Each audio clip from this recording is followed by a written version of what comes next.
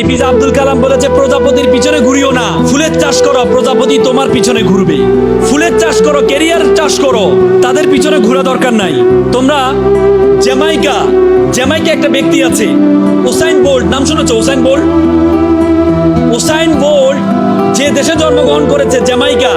আমরা জ্যামাইকার প্রধানমন্ত্রী প্রেসিডেন্টকে আমরা চিনি না, কিন্তু উসাইন বোল্টকে চিনি। একটা ব্যক্তি, একটা দেশ। সে উসাইন বোল্ট, সে বিশেষ কি কাজ করেছে? সে 9.58 মিলি সেকেন্ডে 100 মিটার দৌড় দিয়েছে। উসাইন বোল্ট সে যখন প্রথম প্রতিযোগিতা অংশগ্রহণ করছিল, তার আগে তার গার্লফ্রেন্ড ছিল। সে গার্লফ্রেন্ডকে ডাকলো, ডেকে এনে বললো, তোমার সাথে আমার সম্পর্কটা ব্রেকআপ করতে চাই। বলেছে কেন? বলে তোমার কারণে আমি আমার কাজে মনোনিবেশ করতে পারছি না। পরে তাকে ব্রেকআপ করে পরবর্তী উসাইন বোল্ট প্রতিযোগিতা অংশগ্রহণ করেছে। তোমরা এখানে যারা